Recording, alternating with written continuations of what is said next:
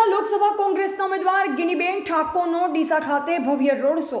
સમગ્ર ભારત દેશમાં લોકસભાની ચૂંટણી યોજાઈ રહી છે, ત્યારે ગુજરાતમાં પણ ચૂંટણીને આડા ગણતરીના દિવસો બાકી રહ્યા છે। ત્યારે ગુજરાતના બનાસકાંઠા જિલ્લાના કોંગ્રેસ પક્ષના લોકસભાના ઉમેદવાર ગિનીબેન ઠાકોર પોતાના વોટ માટે સમગ્ર બનાસકાંઠામાં પ્રચાર પ્રસાર કરી રહ્યા છે। ત્યારે આજે ડીસા ખાતે ભવ્ય રોડ શો યોજાયો હતો। ત્યારે ડીસાના હવાઈ પિલર મેદાન ખાતેથી લોકસંપર્ક યાત્રાની શરૂઆત કરી હતી। ત્યારે ડીસાના હાઈવે પર સૌપ્રથમ બાબા સાહેબ આંબેડકરની પ્રતિમાને ફૂલહાર પહેરાવી જનસંપર્કની શરૂઆત કરી હતી। ત્યારે જલારામ મંદિર થઈ બગીચા સર્કલ સરદાર વલ્લભભાઈ પટેલની પ્રતિમાને ફૂલહાર પહેરાવી આશીર્વાદ મેળવ્યા હતા। ત્યારબાદ ફુવારા સર્કલ થઈ ભગવતી સાડી શોરૂમ આગળ તેમનો ભગવતી સાડી શોરૂમના માલિક અમૃતભાઈ કચ્છવા ફુલહાર અને શ્રીફળ આપી તેમનું સ્વાગત કર્યું અને ડીસાના બજારોમાં થઈ આ યાત્રા રિસાલા બજાર પૂર્ણ કરવામાં આવી હતી। ત્યારે ગિનીબેન ઠાકોર જનસંપર્ક બાદ સભાને સંબોધતા કહ્યું હતું કે મારે બનાસકાંઠામાં પરિવર્તન લાવવું છે અને મારો પ્રથમ મુદ્દો ગૌ હત્યા નાબૂદ કરવાનો રહેશે। ત્યારે વધુમાં જણાવ્યું હતું કે ભારતીય જનતા પાર્ટીની તાનાશાહીથી લોકો દૂર ભાગી રહ્યા છે। ત્યારે બનાસકાંઠામાં લોકો બનાસતીબેન ગેનીબેન તરીકે મને ઓળખે છે। આ લોકસભાની ચૂંટણીમાં ભારતીય જનતા પાર્ટીને બનાસકાંઠાના ઉમેદવારના મળતા બહારથી ઉમેદવાર બેસાડવા પડે છે।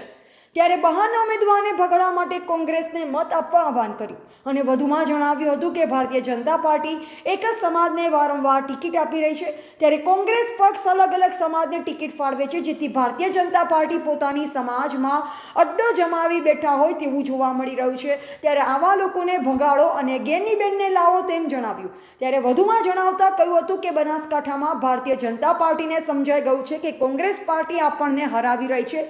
ત્યારે ભારતના વડાપ્રધાને અહીંયા બોલાવવાની ફરજ પડી છે।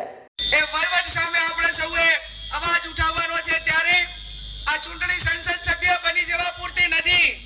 આ ચૂંટણી દેશનું ભવિષ્ય, દેશનું ઇકોનોમી, દેશના ધંધા રોજગાર અને દેશની સલામતીની સુરક્ષા માટેની વાત જ્યારે કરતા હોઈએ ત્યારે આપ સૌને મારી બે હાથ જોડીને વિનંતી છે અને બનાસકાંઠાની જનતાનો તો મારે ભવ્ય રીતે અને દિલથી આભાર વ્યક્ત કરવા પડે, કેમ કે 2 મહિનાથી ચૂંટણી એ તમામ પ્રજા લડી રહી છે। તમામ પ્રકારની વ્યવસ્થાઓ કરવાની હોય ત્યારે પ્રજા કરી રહી છે।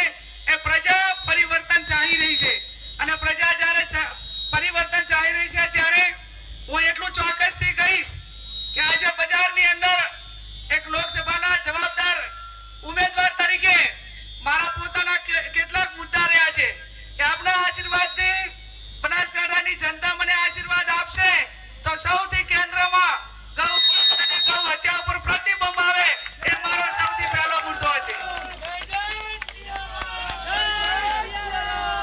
યુવાનોની રોજગારી માટેની વાત હોય, કોંગ્રેસ પાર્ટી અને મેનિફેસ્ટોમાં લીધું છે કે કોઈ પણ યુવાનને જ્યારે એને નોકરી આપવામાં આવે ત્યારે વર્ષમાં એવરેજ 1 લાખ રૂપિયાની સેલેરી એટલે મહિને 9,000 ની સેલેરી પ્રમાણે યુવાનોને રોજગારી આપવામાં આવશે। જીએસટી ની વાત હોય તો એમાં વેપારીઓ પોતે નક્કી કરે અને વેપારીઓના સૂચન પ્રમાણેના એમાં જે કઈ નાના મોટા સુધારા કરવા પડે, મધ્યમ વર્ગ, કસ્ટમર, વેપારી અને એનું ઉત્પાદન કરવા વાળા તમામનું બેલેન્સ કરીને ઇકોનોમી આગળ વધે। એને નાનો વેપારી છે, નાના ધંધા રોજગાર છે, એને ધંધા રોજગારમાં ક્યાંક રીતે રાહત મળે અને એની રોજગારી ચાલે એ માટેની વાત પણ અમે કોંગ્રેસ પાર્ટીએ એના ચૂંટણી ઢંઢેરામાં કરી છે।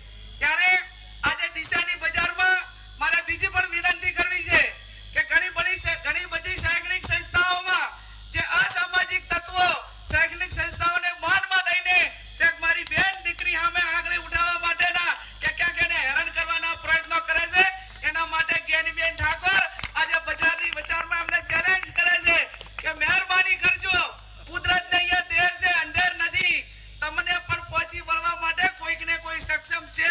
એ વાતને ધ્યાનમાં રાખીને તમામને હું ખાતરી અપાવું છું કે ક્યાંક બેન દીકરીની સુરક્ષાની વાત આવે ને તો ગેનીબેને ભૂતકાળમાં ક્યારે પીછેહટ કરી નથી અને આવનાર સમયમાં પણ નહીં કરે, એની પણ આપ સૌને હું ખાતરી આપું છું। ત્યારે આપ સૌ ક્ષત્રિય સમાજ આજે આપણને મોટા પ્રમાણમાં મદદ કરી રહ્યો છે, ત્યારે મારે ક્ષત્રિય સમાજનો પણ દિલથી આભાર માનવો જોઈએ અને એમને પણ વિનંતી કરું છું કે ક્યાંક બેન દીકરી માટેની સલામતીની વાત આવે તો જેમ તમે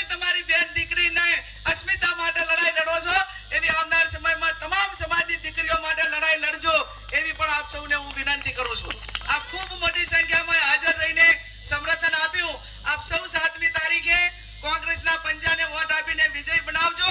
આ ચૂંટણી ભાજપ કોંગ્રેસ કરતા એક બનાસકાંઠાને બાનમાં લીધેલો કોઈ એક વ્યક્તિ હોય, કોઈ એક સમાજ હોય તો એને ક્યાંક ને ક્યાંક એ વ્યક્તિઓને હવે બનાસકાંઠામાંથી બહાર કાઢવા માટેનો સમય આવી ગયો છે. 1948માં આ દેશમાંથી અંગ્રેજોને કાઢ્યા હતા.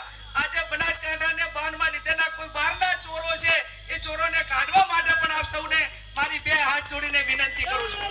ત્યારે આપ 7મી તારીખે કોંગ્રેસના પંજાને વોટ આપી વિજય બનાવો એ જ શબ્દ સાથે આપ સૌનો ખૂબ ખૂબ હૃદયપૂર્વક આભાર માનું છું. અહેવાલ અમૃત માળી, સંબંધ ભારત ન્યૂઝ, ડીસા.